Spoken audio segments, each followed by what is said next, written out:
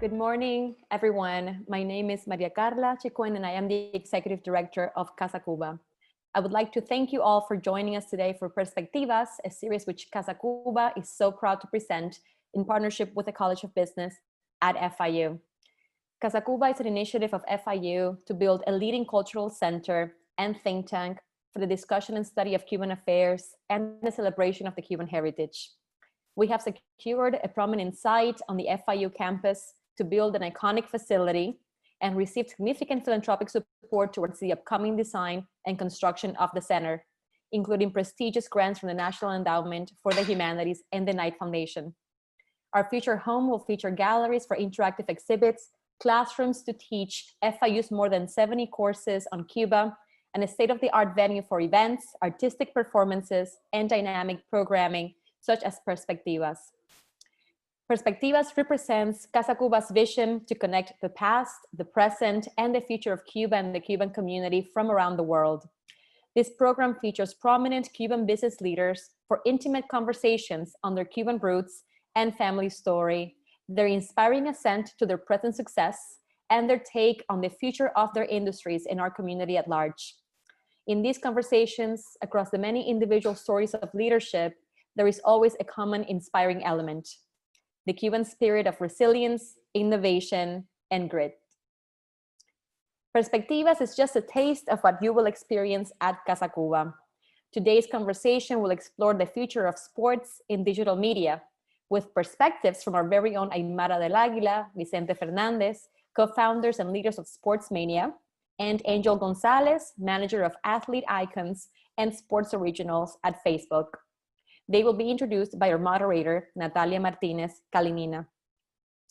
Natalia is an organizational psychologist and technologist focused on merging innovation, entrepreneurship, and impact. Most recently, she led the expansion of the Cambridge Innovation Center, CIC, to Miami. Natalia has prior experience as a Chief Innovation and Technology Officer in the nonprofit sector and a strategy leader for technology companies. She is also the founder of Awesome Foundation Miami, Aminta Ventures, and the Immigrant Powered Initiative. She holds a BA in psychology from Harvard University and a master's in organizational psychology from Columbia University.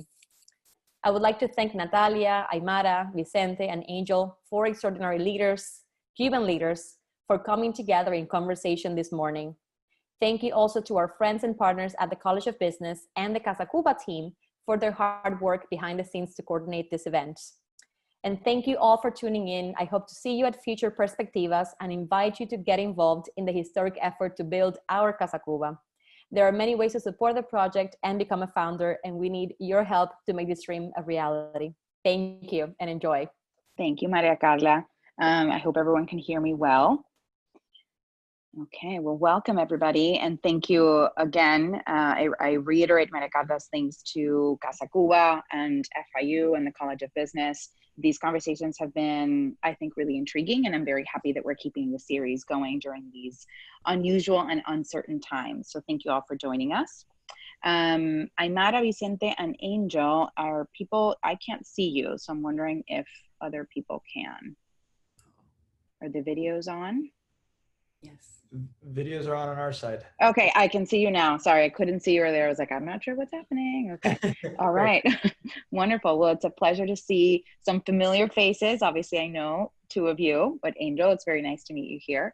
So let's kind of set the stage. A quick moment of logistics for those folks who are joining us here today. We'll kind of chat through. I'll ask you questions. Obviously, if there's anything that you want to double click on or that you want to expand on, I think that is to the benefit of those who are joining us here, since you are all the experts and I'm just helping us get some conversation going. So anything you want to talk about that I haven't asked about, obviously feel free to pause and dive deeper if something seems exciting.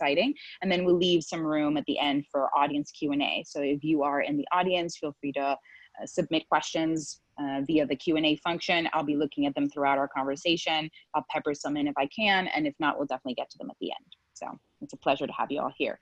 So to kick us off, let's kind of set the stage so people have a little bit more information about who's joining us today. So tell us a little bit about each of you, your professional journeys, where you are today, obviously the context that we're talking about today. So Vicente, let's kick off with you. Sounds great. So I'll let Aymara lead on my side. I know, as you can see, Awesome. we're paired like co-founders, mother-son team. And I think, like a lot of Cuban stories, obviously, it starts with family. And my family, like my story comes directly from Aymara's story. So I'll let her kick it off. Awesome. Sounds good. Good morning, everyone. Thank you so much for inviting us to participate on this panel. I first want to say that I'm truly so excited about CasaCuba's mission to preserve our Cuban heritage and culture for generations to come. I think that's such an important mission. I love the statement that Maria Carla stated that it seems that there's a common thread of Cuban entrepreneurs that connect us, and that is our resilience, the spirit of resilience, innovation, and grit. I truly believe that describes us so well. We find ways to reinvent ourselves and make our mark wherever we go. I was born in La Habana and arrived in the United States at the age of 4 with my parents, my brother, and my sister. My parents in the early 1960s, as many in that era, worked multiple jobs to maintain our family. They worked very hard, and through the years, they established their own corporation, and for 40 years, over 40 years, successfully ran that company. I learned a lot from their work ethics, that absolute tenacity. And as soon as I graduated from the Art Institute of Fort Lauderdale, I entered the field of advertising. In the early 1980s, I started working at Ryder & Shield and Crispin, local Miami ad agencies. And shortly after, I joined Zuby Advertising. I was privileged to work alongside the amazing Tere Subizarreta, who became my mentor, and she was and is a pioneer in the Hispanic advertising of the United States, recognized as such. For 10 years, I experienced the incredible growth of Zuby going from a local Miami ad agency to a national powerhouse. And that was amazing. In 1995, I was a mom. Vicente was 4 years old at the time.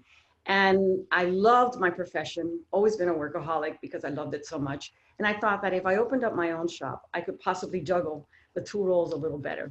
So I opened up Aymara and Associates, and for 20 years I had an international portfolio of clients that included Burger King, Marriott, Disney.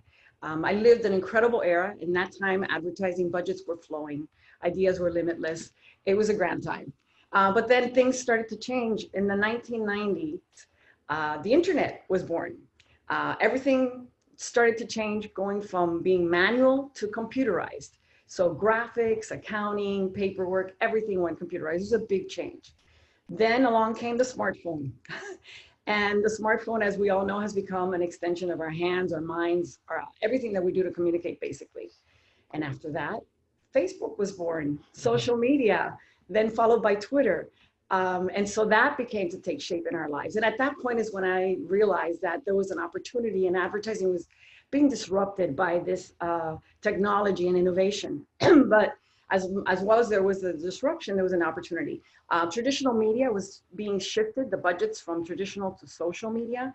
And I realized that, first of all, the sports fan has always been a very coveted audience for brands because of their consumer loyalty. As much as they are passionate about their favorite team and player, they are also very loyal to the brand that associates with that.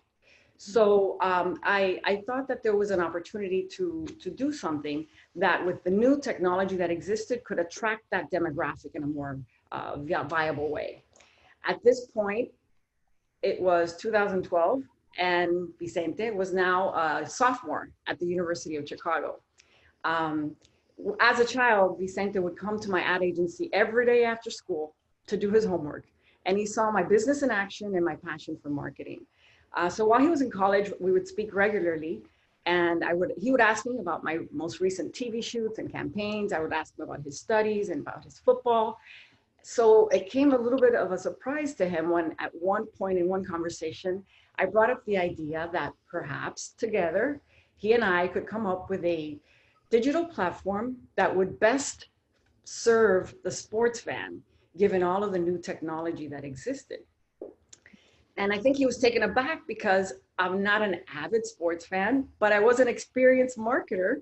So I figured if we could combine his passion for sports and savviness and my advertising skills, we could possibly create something that was more in line with today's needs and lifestyles, and put something together. And at that time, I already had the name Sportsmanias, because it's all about the passion.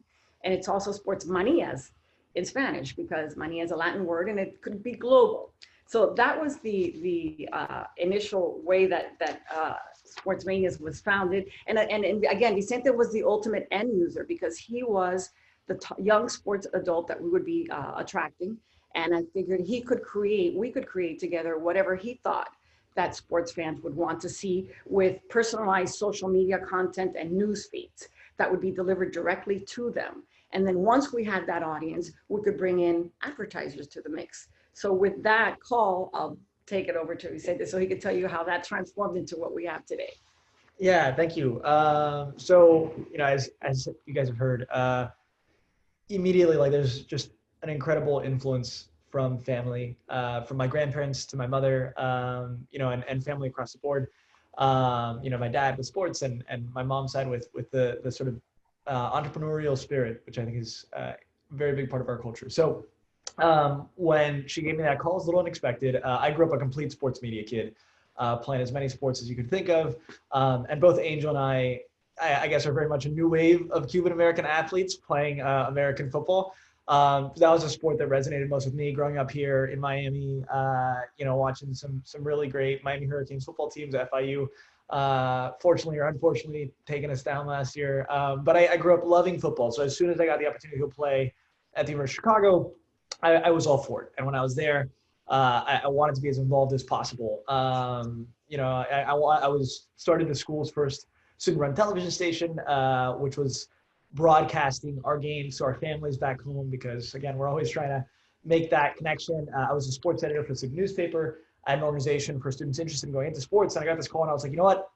I know how incredible my mom is as a businesswoman, and I know the vision that she has for these sort of things. So we started talking about it, and we found something that we thought really worked well. And we launched the app, and we built incredible technology, artificial intelligence, that would curate content on your favorite teams and your fantasy teams from social media. And as the sports media landscape was changing, we really thought that, bringing together the tweets from these beat writers and the videos that were being posted by the teams and the leagues themselves, to the analysis coming from fantasy experts and league experts would be a really powerful way of getting information to fans in this sort of new social media, digital media world. And it was going well. The technology was doing well, but what we learned really quickly is we needed a way to attract sports fans efficiently. We needed a way that, if you downloaded this app, you would immediately want to tell your friends.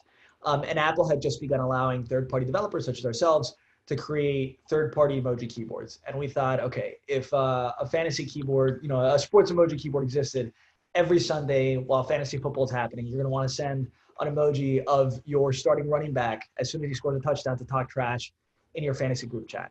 Or, as soon as the Miami Heat have a big game, back then you'd want to send a Dwayne Wade pull-up emoji. And that was sort of the philosophy. And the idea was, if you got one of those emojis and you'd never seen it before, you'd ask, where the heck do you get this and how can I get it too? And thankfully, that's what happened. We started seeing really incredible growth. We went from having tens of thousands of monthly active app users to hundreds of thousands of monthly active app users. And, with the support of some great investors, including, an incredible sort of Cuban American investor in Jorge Mas and Mas Equity Partners, we were able to really take that next step as a business. And that Super Bowl Sunday, we actually ended up hitting the #1 top sports app in the App Store, above the NFL, above ESPN, simply because fans wanted to talk about the game. They wanted to message their friends, and whether they're fans of that year it was the Carolina Panthers or the Broncos, you wanted to send a Cam Dab emoji as Cam scored, or an Omaha emoji as you saw Peyton Manning calling an audible. And from there, we partnered with the NFL Players Association. We became their digital licensee for Breakout product because of the success we were having with not only engaging fans, but to Aymara's initial vision, bringing advertisers into conversation. So you could have, Burger King crowning the fantasy player of the week, or you could have Gatorade, sort of a Gatorade athlete after a big game, sort of dumping a Gatorade shower onto your screen. And from there, we continued partnering with the different leagues and players association, including the MLB Players Association, Major League Soccer, and others. And heading into 2019, our big goal was, okay, we know that we're really good at driving users with these emojis and with the feeds. We know they're really good at driving engagement, and we're good at driving revenue and new brand engagement with fans through these techniques. But let's go wherever fans are. Let's not make them come to the app. Let's go take the experience to where they're already having their conversations.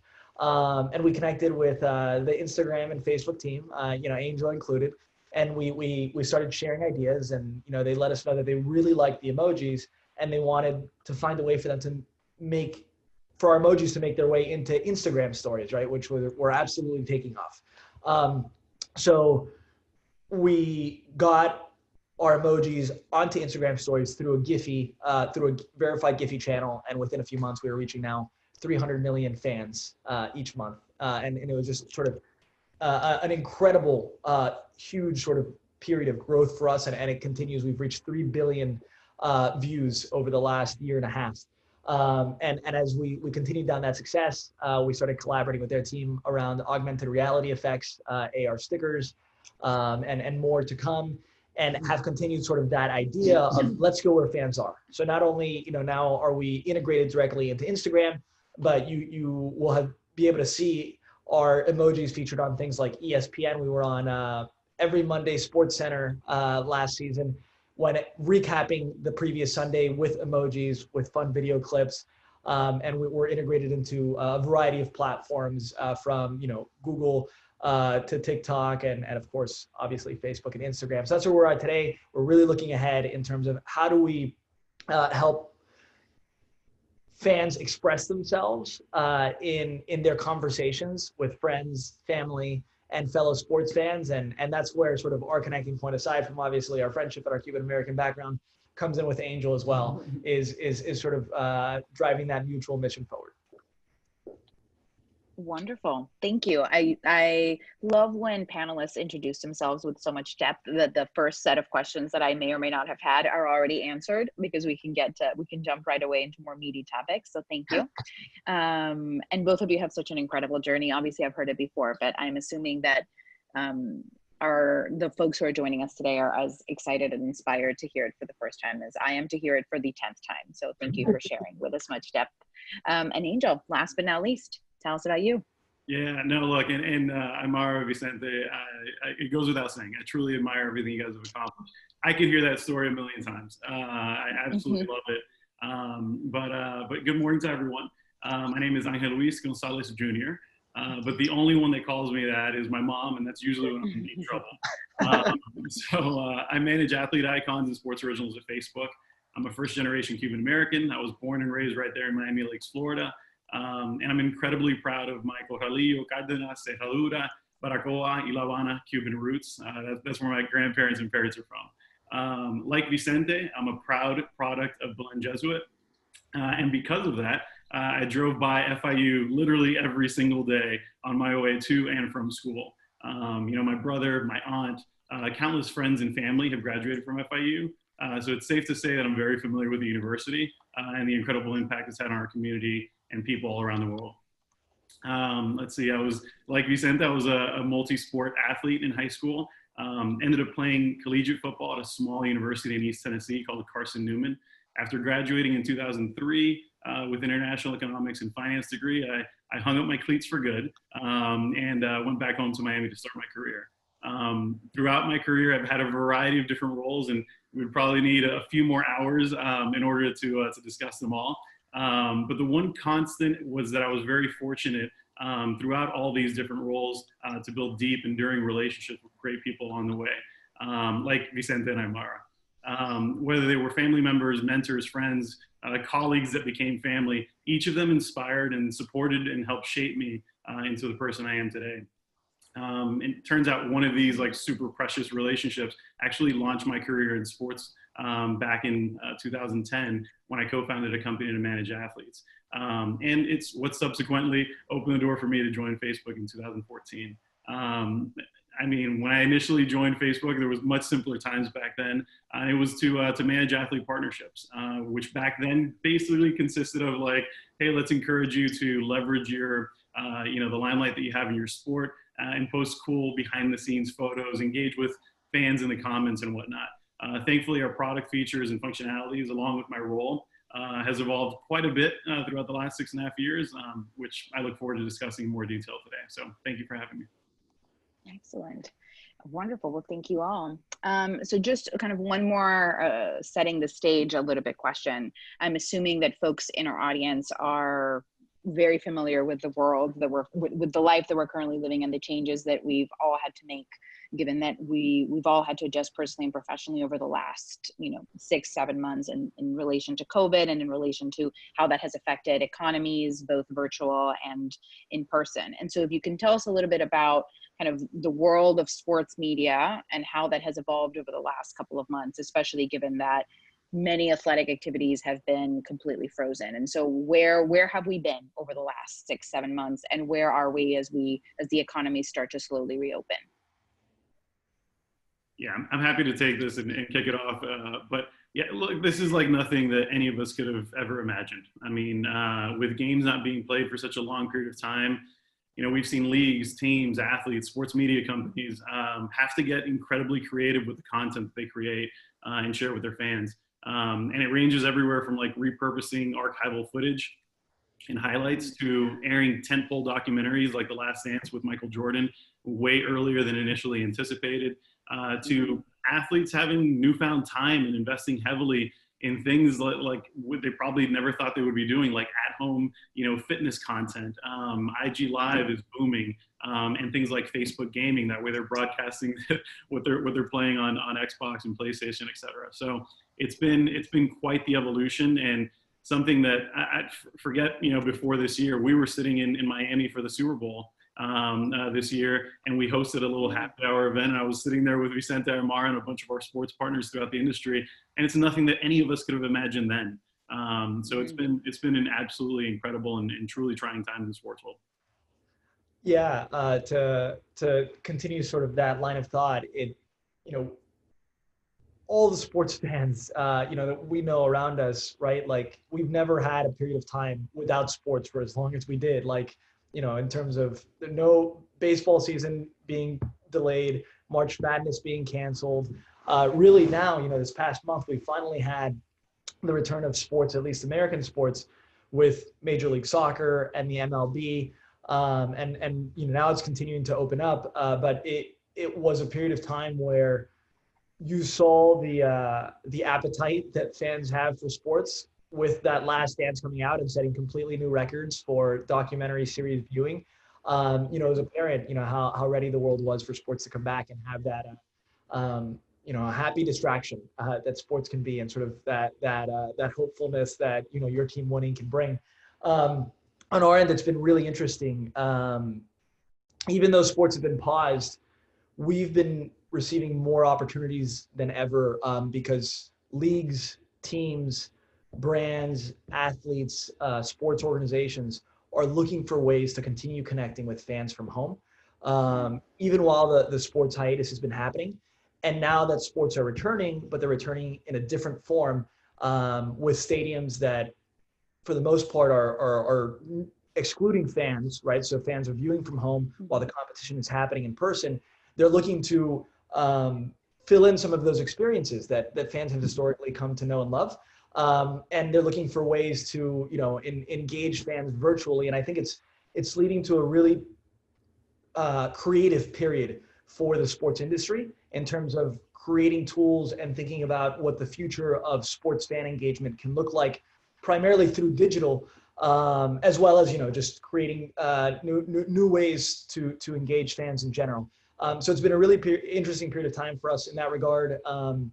Thankfully, we are seeing some sports start to return in a way that, is being regimented and being played in a safe way. And hopefully that gets to continue, because, obviously sports when it's done well, can have a really positive impact on society. And if I could say, also as a marketer, I find it always very interesting to see how people are communicating with each other and how things change with lifestyles depending on what's going on in our world. And interestingly enough, like Vicente mentioned prior, what really turned our company into growth was the emoji keyboard that allowed people to connect with each other, and with these sports designed emojis that represented who they were, their passion when they were watching games, or just in general, a good day. So what's become, I think for most of us, our smartphone, right, has become an extension of our being in so many ways, almost to the point of we need to find a way to control it. But, you know, how many times do we go to text something to someone, because that's become such a big way of communicating, and instead of writing a word or two, we send an emoji, right? It's a colorful, vivid, I call it like today's hieroglyphics. It just says so much in a visual fashion.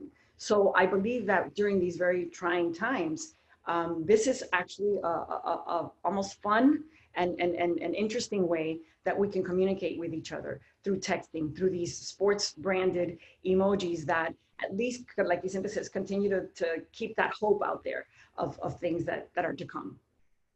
Sure. And kind of piggybacking a little bit of that comment, just thinking about existing trends, I think obviously sports media and sports management is not my area of expertise, but in some of the industry verticals that I do have a lot more visibility into, I would say that the pandemic has accelerated, as much as it has created a lot of disruption, it has also accelerated some existing trends. And so I'm wondering what you all think about the existing trends. Has that been the case in sports media engagement and entertainment? And what have been the trends that have been accelerated due to the last, 6 months? Yeah, I mean, it's funny because we have product roadmaps, and Vicente, I'm sure you and Aymara, you guys have your product roadmaps of all the things that you guys want to roll out. You have like a 1, a 3, a 5, maybe a 10-year timeline. And it seems like that entire thing got pushed into about 6 months. It's truly remarkable. I think if I'm going to touch on like areas where I see things potentially going to, is that even though leagues are attempting this like way to reopen, whether you're talking about the NBA or MLB right now, we really don't know when fans are going to be allowed back in stadiums. And I think even when they are allowed, what the capacity is going to be at and what constraints are going to be put in place to keep people safe. And we anticipate that the at-home viewing experience will continue to improve. It's inevitable. That was going to happen no matter what, and this just truly accelerated that. And when you think of it right now, it's kind of been the same way for about 50 years, where you're watching it on the television, sitting on the other side of the room, and you're sitting on a couch watching it on that 2D environment. But we're already starting to see what things that are much more immersive, like Oculus VR, for example, bring to the table, where you could potentially be sitting courtside at an NBA game, look to your left, look to your right, be sitting around people in a virtual world, and have somebody like Steph Curry standing what feels like 2 feet away from you, taking a 3-point shot. So that's the trend that I think we're going to see quickly accelerating, just truly because of the nature of the state of the world that we're in.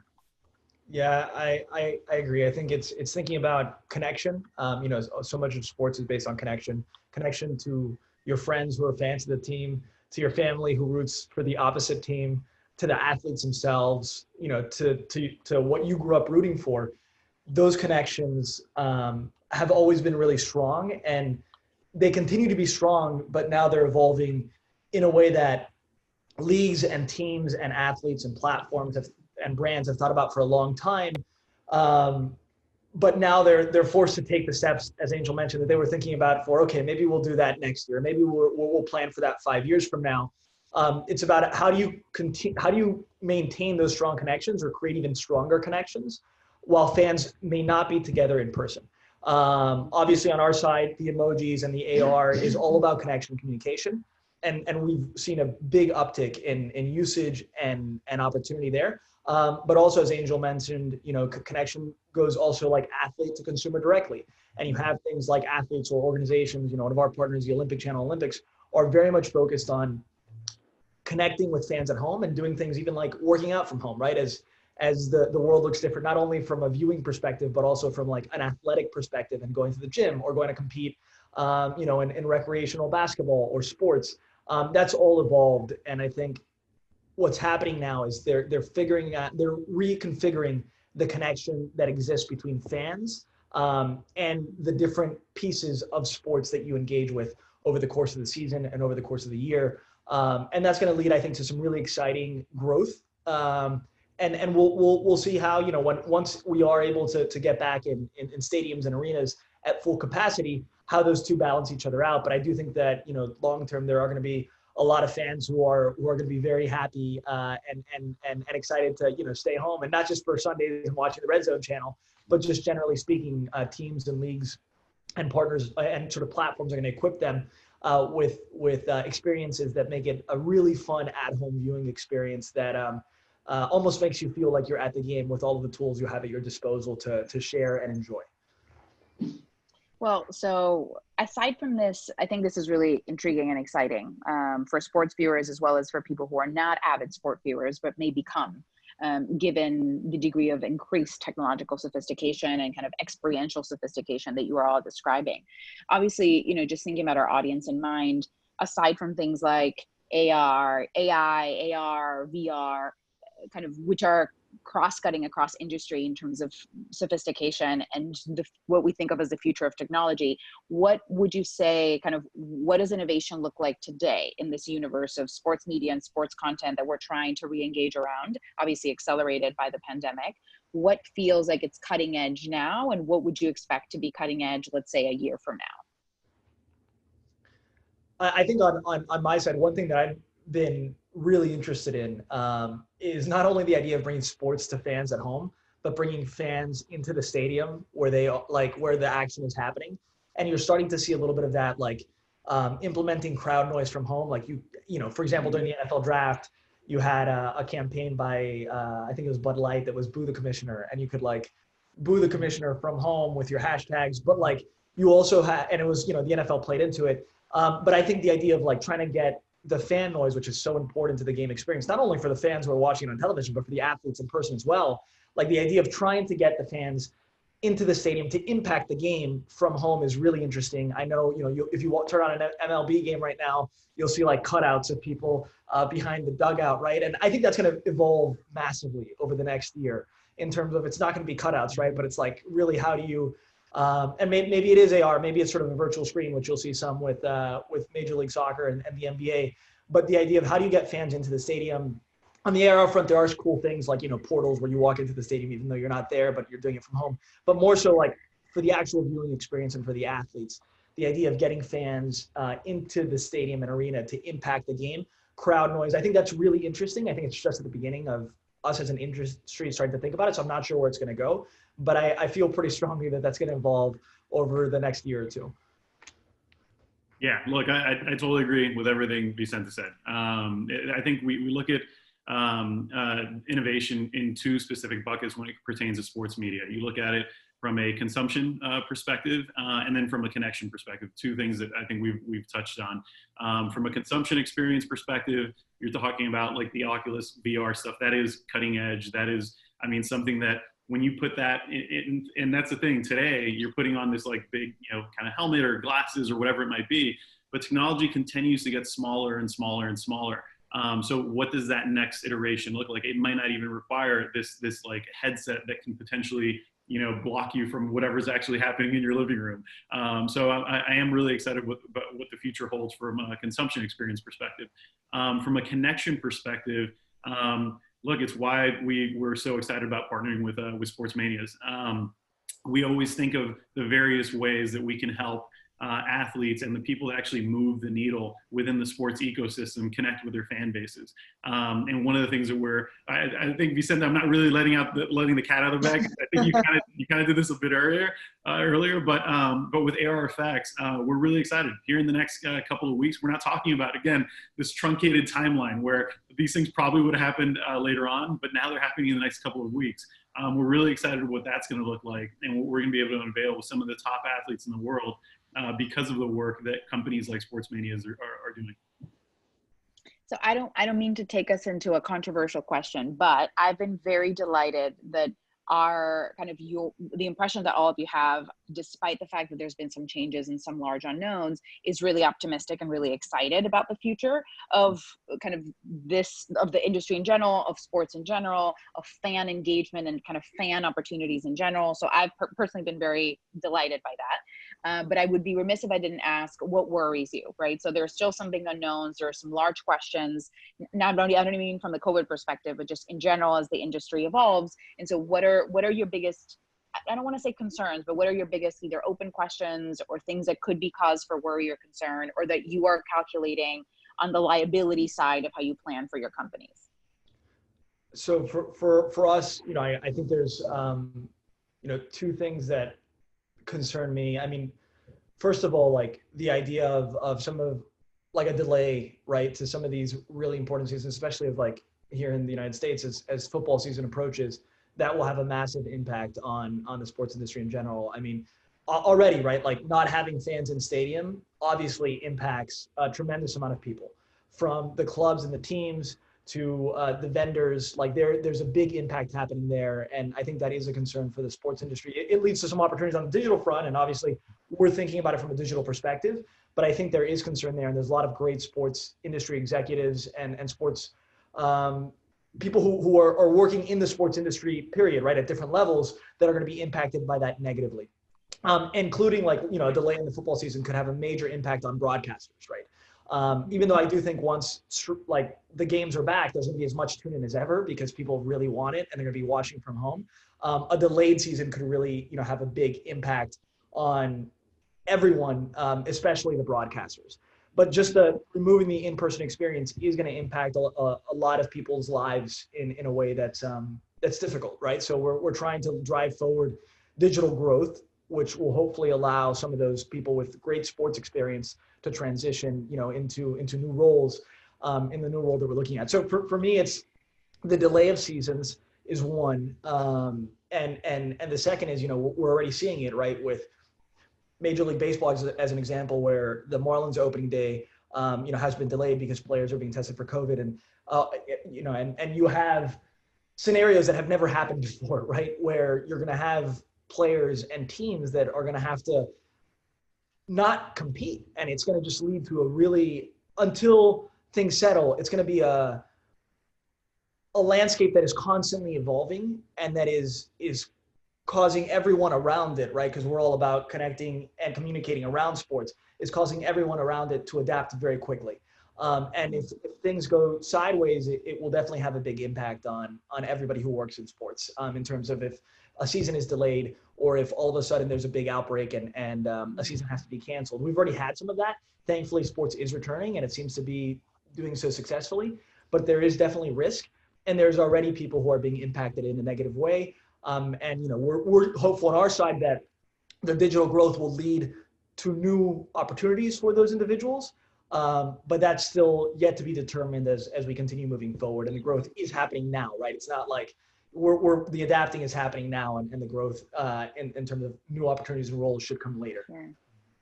Yeah, look, I mean, I think as I think about it, there's probably two questions that I have. And the most important one, and to answer your initial question, I am an eternal optimist. I'm always constantly looking for like those silver linings and those opportunities. And if you find that one thing, trust me, and Aymara and Vicente can attest to this, we go after full bore. I think that's in our nature, and as Cubans in general, we never lose hope. But the thing is that, when it comes to sports, the main thing it needs is a consistent sports calendar. Without a consistent sports calendar, it's very hard to talk and execute any of the things that we're talking about right now. Sports is the greatest, most consistent content generator that exists, above movies, above anything else. You literally, I mean, think about the US alone.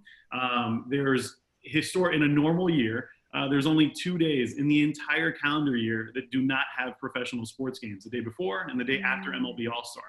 We've just gone through this phase of over 100 days with no professional sports games.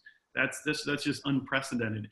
So to answer your question, what keeps me up at night, what's like the thing that needs to really start happening immediately, is that consistency. Because without that consistency of a sports calendar, sports in the sports world can't properly function.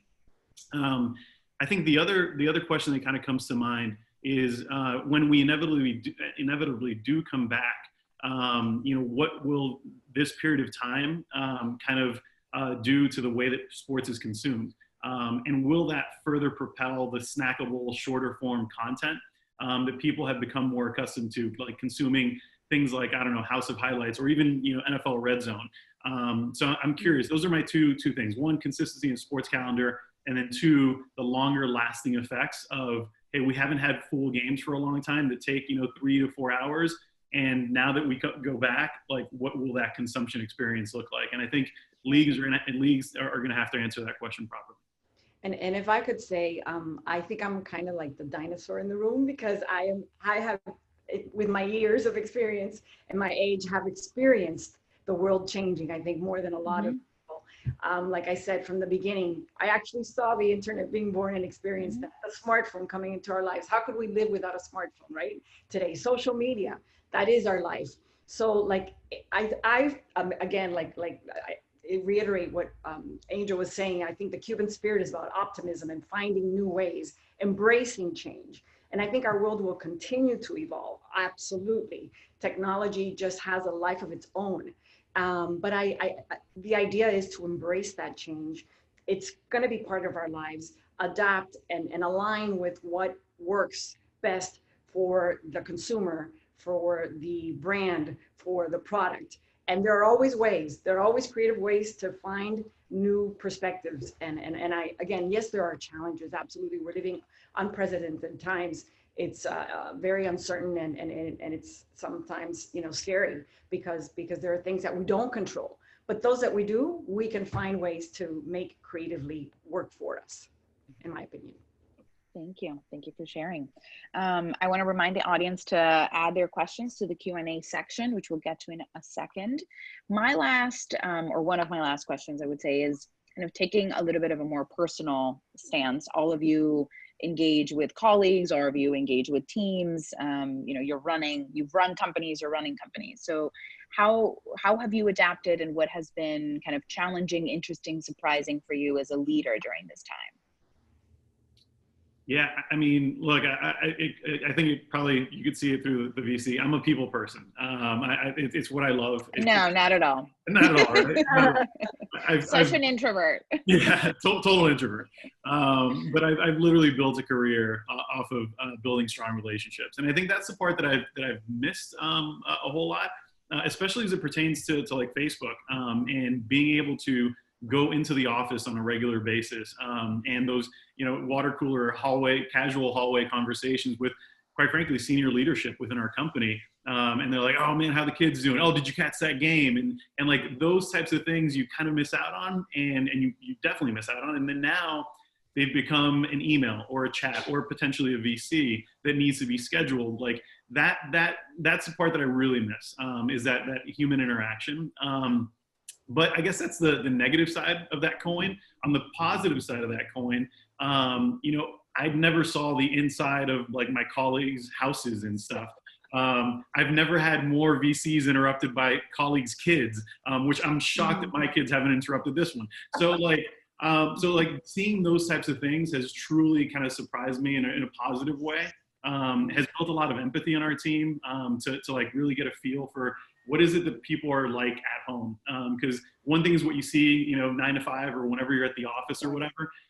But now this has become our work environment, and people get to get a peek behind the curtain, if you will, of what real people are like and what your colleagues are like. And everybody's a real person dealing with real problems. And because of that, it has developed a lot of empathy, not just internally here at Facebook, but with our colleagues and everybody else that we deal with in the industry.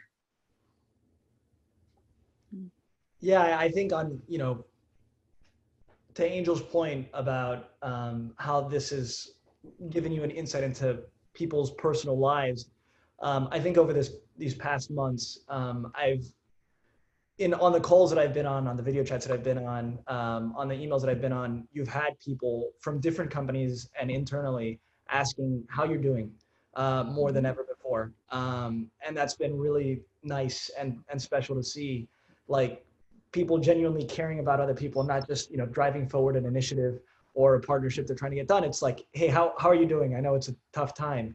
And it's been really cool to see that. And I think we've definitely been trying to do that at Sportsmanias, because we understand, like, this has always been the case, with virtual connection, or even, just meeting on every once in a while. People's lives are changing, and obviously the work front is one thing, but there's a personal life behind it. But now it's become very evident, and it's been good to have that additional connection with people. And I think it allows for even deeper business opportunities once you are able, to check in with somebody and see that they're okay. And for them to, have that confidence that, you have a caring personal relationship and not just, a business incentive. On our side, we as a startup and many startups, we were very much accustomed to working remotely ahead of this. So that hasn't been as big of a change for our internal team. We were always in constant communication, whether it was through Slack or, video calls. But it definitely has changed in the sense that Aymara and I were constantly traveling before this, to go meet great partners, like Angel, and that no longer has been the case. And it's been way more of a seamless switch, to leading new potential opportunities together with our colleagues and our partners remotely than we anticipated. So it's been an interesting sort of period of discovery for us for both of those reasons.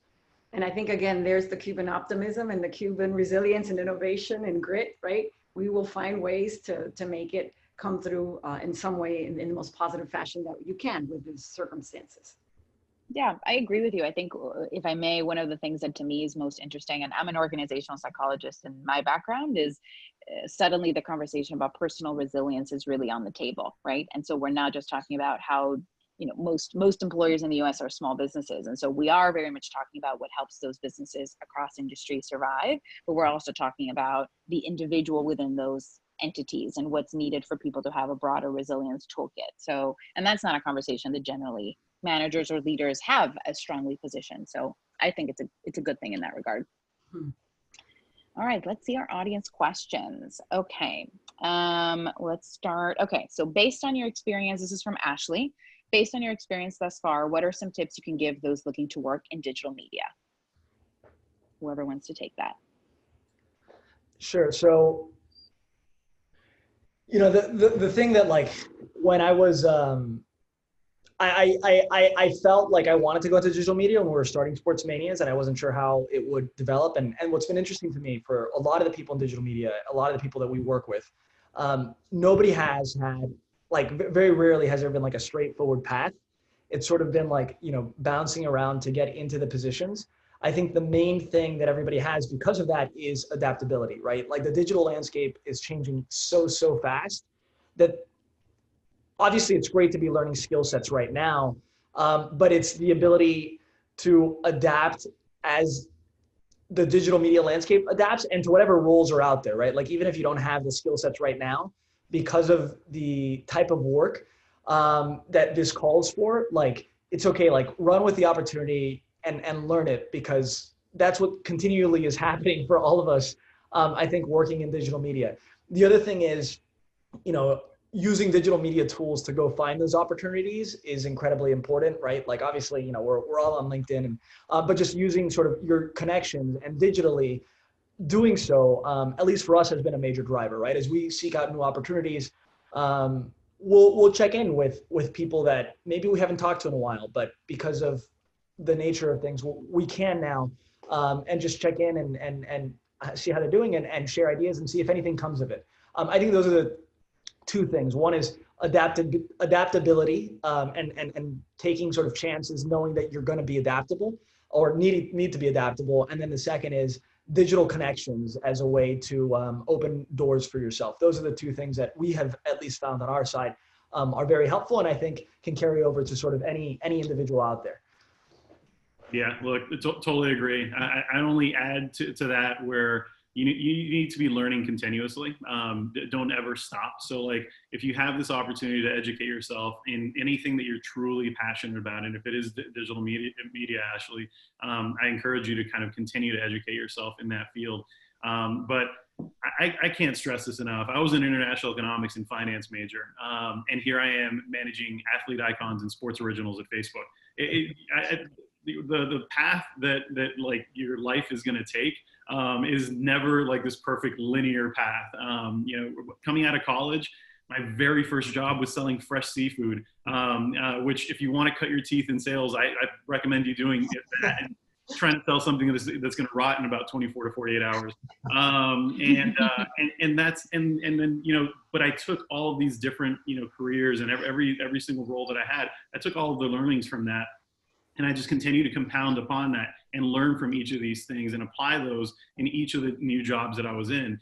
All the while being a diehard sports fan and wanting to get back to the sports world. And then just waiting for that correct opportunity to be able to do it. And when that opportunity came, being prepared to be able to actually seize it.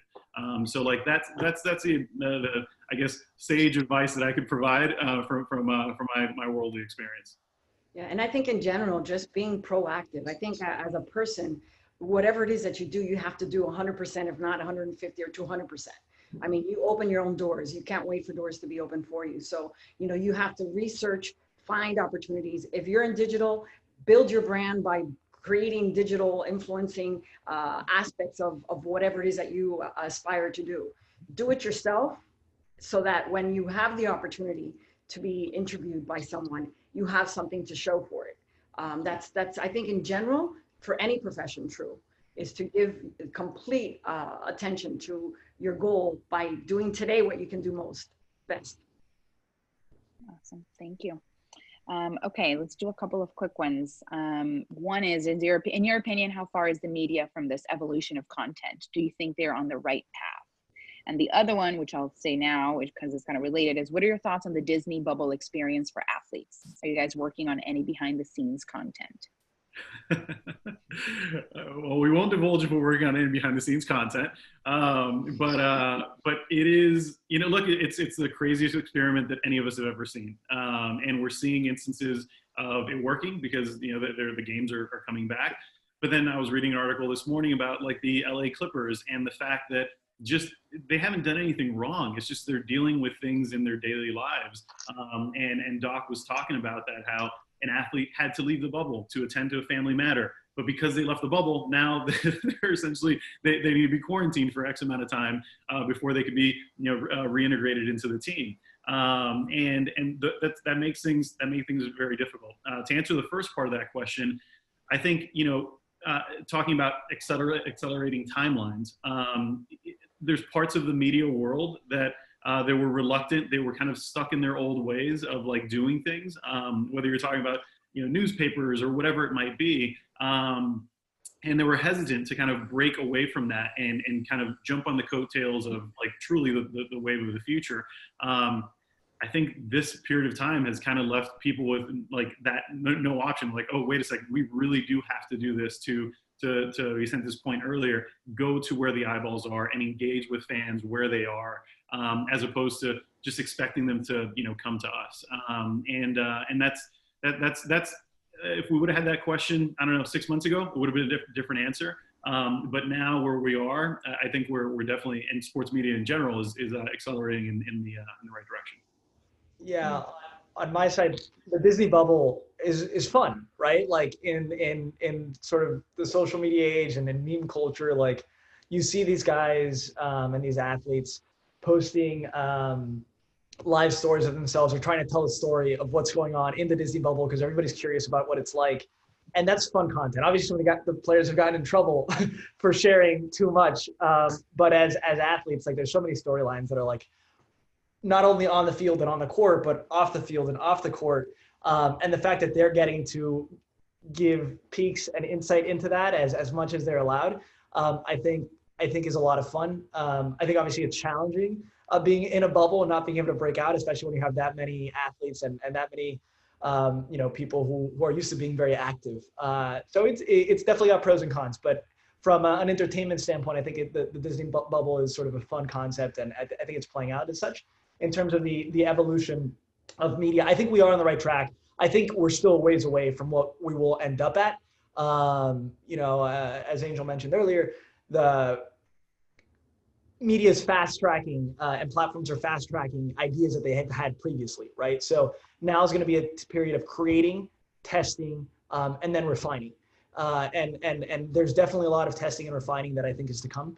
But I think we are on the right track because we're now actively creating, right? Which was the first step, which was backlogged by a lot of different priorities previously. now we're creating, and we'll see those results, and we'll get better from there once we see those results. Yeah. Okay, I'm going to wrap us up because I know we're running out of time. So 2 quick ones. They're completely unrelated. So one is, has this pandemic changed the way sports are held and marked for the future? And the other one is specifically for Angel, how is the Cuban community at Facebook and in the Bay Area? Yep. Yeah, so I mean, as far as sports is concerned, yeah, look, it fundamentally changed everything in the future. We're very optimistic. We had some incredible plans ready for the Olympics that everything got to be, it was essentially had to be put on hold. So we're really excited about what the future holds, but at the same time, kind of holding our breath and waiting for what's to come. As far as the Cuban community, as most places, they all gravitate towards one another, and there's a very strong Latinx community just in general. Whether you're talking about our CMO, Antonio Lucio, who's Latin as well, and or all the way on down to people like me. There's a very strong Latin community and Cuban community, which we're all very proud of, and it makes it. It makes it a really fun place to work when you could sit there and be able to relate to people on a very personal level. Everyone that's Cuban has experienced this at some point when you're sitting across the table from someone and all of a sudden you turn to them and you're like, oh, where are you from? It's like, and you hear like that little accent in the back of their voice and you're like, wait a second, tú eres cubano. And it's like, and from that point on, forget about it. It's all downhill from there. So we have a robust community that we're very proud of at Facebook. Thank you for asking the question. Yeah, and in terms of how sports are held, Aymara and I are talking about this all the time. We definitely think it's different. And again, that goes all levels, right? From like high school sports and trying to figure out like the competition and sort of the balancing of, students and families with competition and the way that sports can impact people's lives in a positive way, to the collegiate and professional space where even when fans are allowed to return, it may not be at maximum capacity, and it's going to be incredibly strange and different to see, like to be at a game and experiencing it where it's not a completely full stadium, and it's purposefully not a completely full stadium.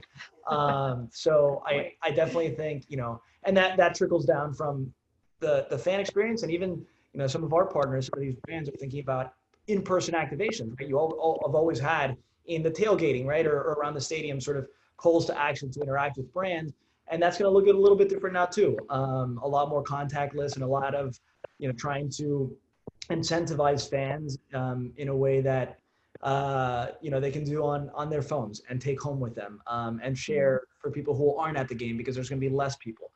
So yeah, I think the holding of sports is going to be very different, and that goes from all the different levels of competition, including recreational and collegiate and high school. Creativity will have to rule somehow.